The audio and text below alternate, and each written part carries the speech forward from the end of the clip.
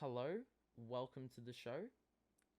Everton are losers again to Crystal Palace, and Rafa is under fire once again. Let's have a little look at the game, share my thoughts. Yeah, all that jazz. If you enjoy the video, drop a like. It's as simple as that. Let's dive right in.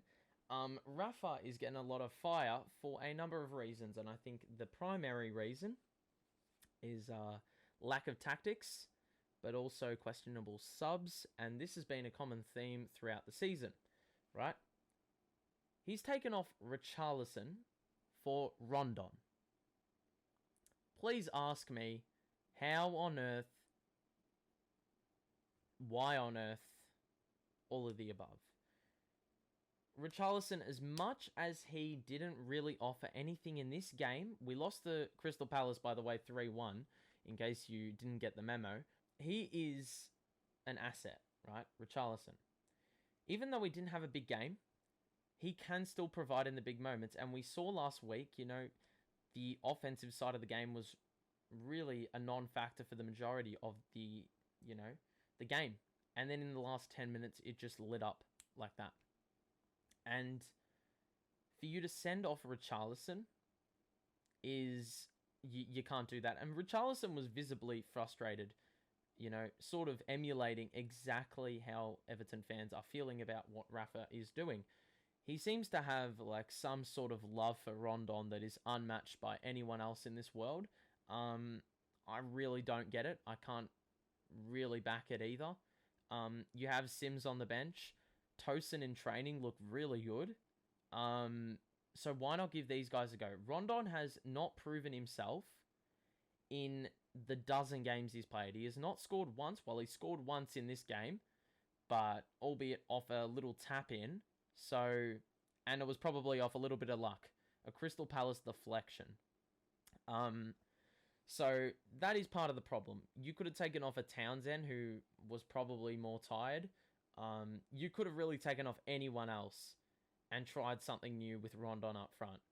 But taking off Richarlison, you can't be doing that. And, he did it very early as well. 57 minutes gone, I think it was. So, don't really ask me what's going on there, but that's one of the reasons he's under fire. I mean, bringing in Anthony Gordon was probably needed. I think Fabian Delph came off for him, and he nearly scored a goal when it was about 2-1, and we looked to have a little bit of the upper hand, but then obviously those hopes were dashed in the late game when Conor Gallagher scored his second goal of the game, an absolute beauty. And some people are saying, well, Seamus Coleman is to blame for that goal, and well, yeah, he is, but we can't be blaming him for this loss because, I mean, usually in stuff like this, when you're 2-1 down, final 5 minutes, this is in, the Premier League. This is in any sport. You're going to just throw everything forward, You don't really care if you're going to make a mistake. You're going to try to do as much as you can to win. And if you have to compromise yourself at the back, you will do so. It's basically saying, well, we've got nothing to lose. You'd rather lose 3-1 than, give yourself a chance at winning. I think that's what Coleman was trying to do there. It was a bit of an obnoxious ball, like a really dangerous ball, and that's obviously how we conceded, but I think people are giving him unnecessary slander for that third goal. The game was done. He was trying something different. He was trying something innovative, and look, I don't blame him for it. Obviously, he is a bit off the pace, but obviously, he doesn't really have any backup. I mean, John Joe Kenny, I'd be interested to see if he gets a run, but obviously, he hasn't been given that opportunity. If we talk about opportunities, though, Rafa's got to be careful. He's obviously had a fallout with Luka Dean, and it really irks me when in press conferences he just sugarcoats over it. I mean, obviously, you're trained, and you're not going to give too much away. You prefer to keep your internal issues internal. Obviously, there's a lot of rumours, swirling around Luka Dean going to Juventus, to Inter, all these big clubs.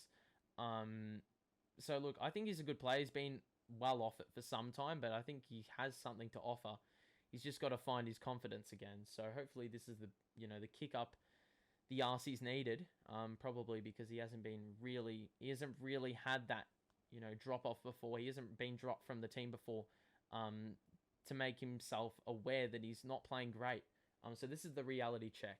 And hopefully he takes it on board.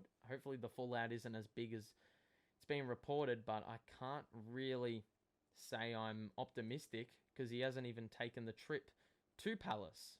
We look at the other goals just really quickly. The first goal, Demarai Gray, bad turnover, very loose pass.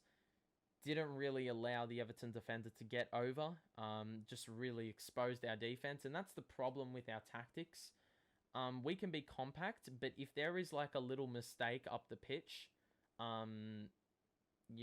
leaving our backline exposed, or even if there's like a little surprise pass, like something that Everton defenders didn't really expect from their opposition, like they didn't think they could do it, but they did do it, that also catches them off guard. And that's been noticeable across the course of the year. So that caught us off guard a few times today. Obviously, that Demarai Gray turnover, very close to our goal, was probably the reason we conceded because we weren't set up. The second goal, I don't understand how set pieces have obviously been a problem across the course of the year, but the fact it went through 7 Everton defenders and somehow got to the back for a tap-in is pretty diabolical. It's really simple as that. It's pretty shit house to watch. It's just one of those facepalm moments, and, something needs to change. As I said earlier, the tactics have been really lackluster. We saw for like a brief 10 to 15 minute period what happens when we play positively. And the problem is, I think Mason Holgate really sums up our strategy or our mindset. There's a chance to advance the ball, but Mason Holgate isn't even looking forward. He's looking backwards to Pickford to do the backwards pass. There's no positive thinking. There's no willingness to bring the ball forward. Even when we try play keepings off in our own half, we still are like losing the possession considerably. The commentators even shed light on it. It was like a 75-25 split in possession in favor of Palace, at least for those first 25 minutes. And then we finally started to kick into gear. But still, we can't be playing 25 to 30 minutes passive, just trying to adjust to the game. We've got to be good out the blocks, and that'll give us an advantage. That'll give us confidence if we can get a few shots on target early or even score a goal early. But the problem is we don't have the willingness to do that. We want to ease ourselves into the game and basically want something to happen on the counter. It doesn't work like that. You've got to play the full 90 to win games.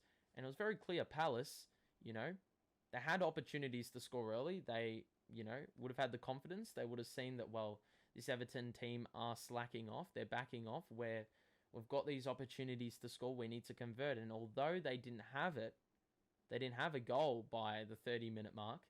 They had the confidence, they had the willingness, and they probably eliminated all their bad shots from the system. So the next time they took a shot, it was just a matter of when us as an Everton defense were going to crack. So, yeah, there's a lot of work that needs to be done. I say this every week. We've got Chelsea next week. It's going to be an absolute nightmare, I believe. We've got to come out. I really don't know how we're going to really deal with this Chelsea team because they are relentless. Defensively, they're bloody firm. I don't know how many goals they've conceded on the year, but it is not many. And the fact that we can't even score goals, we're taking off Richarlison for Rondon. That just shows how much of a shambles our front line is at the moment. And I think the Arsenal game, even though we beat them, it sort of sugar-coated over the problems. Painted over the cracks, if you will. So, yeah, there's a lot of work to do. And, Chelsea they've got a lot of good players as well. And I don't think our defense is going to hold up against them. So, we're probably going to lose 3 or 4-0 if we're not careful. So, yeah, that's the situation. Yeah, hope you enjoyed this one. Drop a like on it. As per usual, I'm disappointed, but I'm not surprised. So that's going to be it. As I said, drop a like, subscribe if you want to see more, and that is going to be it from me. Have a great rest of your day. and I'll see you in the next one.